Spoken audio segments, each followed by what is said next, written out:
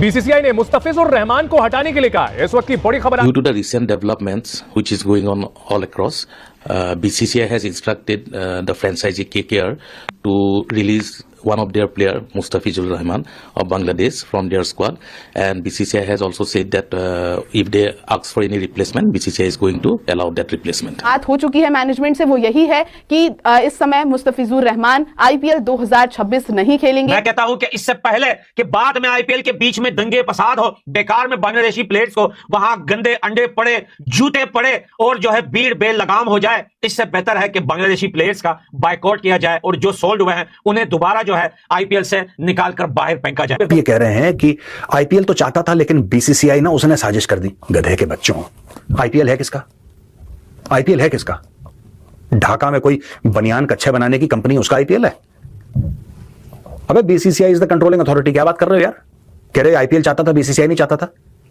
और ये वही लोग हैं, मैं बता रहा हूं, इनको तो क्रिकेट में भी जलील करना बाकी है ये बांग्लादेशियों को।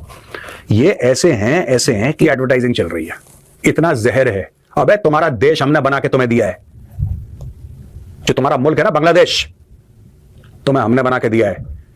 It is the Indian armed forces that created Bangladesh. तुम्हें तो पाकिस्तानी मार मार के सुअर बना रहे थे, ऑपरेशन सर्चलाइट भूल गए तुम। आज तुम हिंदुओं के साथ वो कर रहे हो, मैंने इसी प्लेटफॉर्म पे तुम्हें सपोर्ट करा, वो मेरी गलती है, वो मेरी गलती है।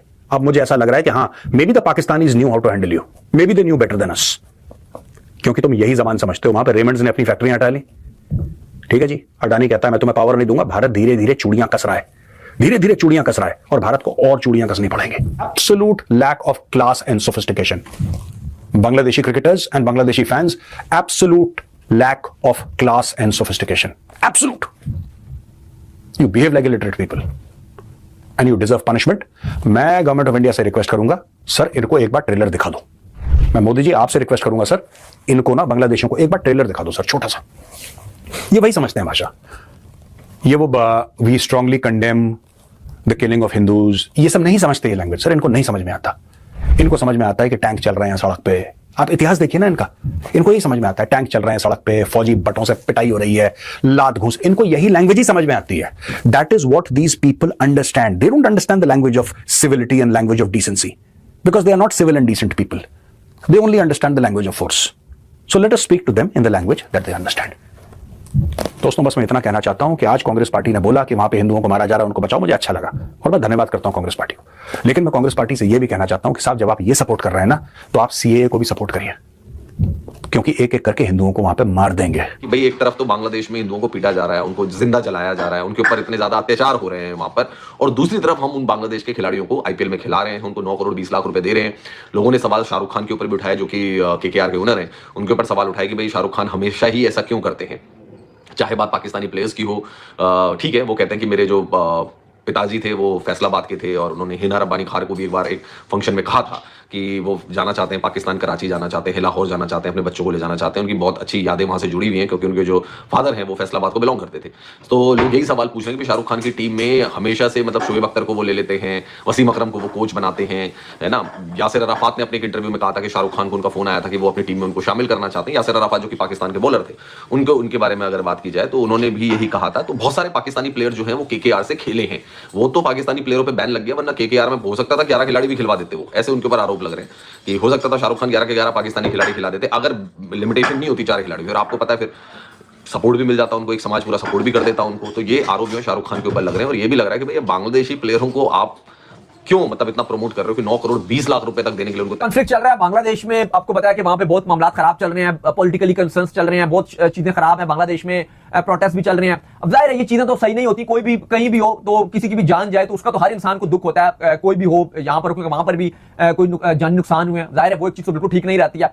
लेकिन देखो बात हुआ कि स्पोर्ट्स, अब मुस्ताफिजुर रहमान, अब लोग उसको गालियां दे रहे हैं, मैं देख रहा हूं इंडियन फैन। अब उसने क्या किया, मतलब मुस्ताफिजुर रहमान ने क्या किया, बट ठीक है वो प्रोटेस्ट हो रहे हैं, उसका कोई लेना देना नहीं है, उसका वो तो खेल रहा है, अपना खेलते हैं। टीम ने उसको 9 करोड़ में पिक किया, टीम की जरूरत थी तब उन्होंने पिक किया, कोई ऐसा नहीं था कि कोई रिश्तेदार था मुस्ताफिजुर रहमान, टीम की जरूरत थी तो टीम ने पिक किया। अब इस तरह के रिमार्क्स देना, धवन भी थोड़ा सा अपने आप को पॉलिटिकली इन रखना चाहते हैं, इस तरह के स्टेटमेंट्स देते हैं, बीइंग अगर ह्यूमन आपको भी थोड़ा ख्याल रखना चाहिए। अभी धवन के ऊपर जो इंडिया की वो एजेंसी थी वो उनके पीछे पड़ गई थी, इन्होंने बैटिंग को प्रमोट कर रहे थे, इवन इंडिया ने बैन लगा दिया था जो उनकी गवर्नमेंट थी, उसके बावजूद ये बैटिंग प्रमोट कर रहे थे।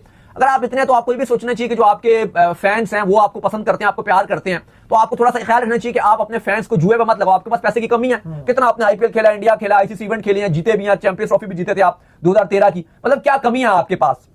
फिर भी अगर आप जुए को प्रमोट कर रहे हो इस टाइम, तो वो भी चीज समझ नहीं आती है, कोई नहीं करना चाहिए।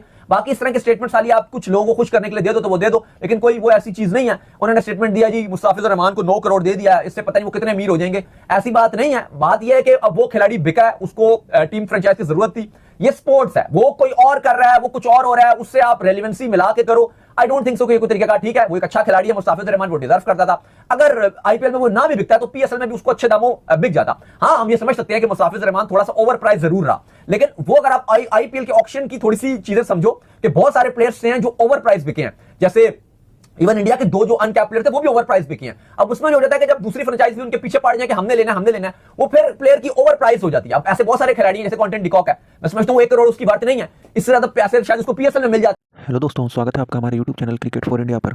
तो मुस्तफिजुर रहमान को आईपीएल से बाहर कर दिया गया है। जी हाँ दोस्तों, जैसा कि आप सब लोगों को पता है कि इस साल कोलकाता नाइट राइडर्स की टीम ने उन्हें खरीदा था आईपीएल ऑक्शन में आईपीएल 2026 के लिए, लेकिन आज यह खबर आई है कि मुस्तफिजुर रहमान को बीसीसीआई ने आईपीएल 2026 से बाहर कर दिया है। आज मीडिया से बात करते हुए देवाजीत साकिया ने यह इन्फॉर्म कर दिया कि हमने उन्हें आईपीएल 2026 से बाहर कर दिया गया है और केकेआर को भी यह बता दिया गया है कि अब मुस्तफिजुर रहमान आईपीएल में कंटिन्यू नहीं कर पाएंगे और उनकी रिप्लेसमेंट उन्हें मिलेगी।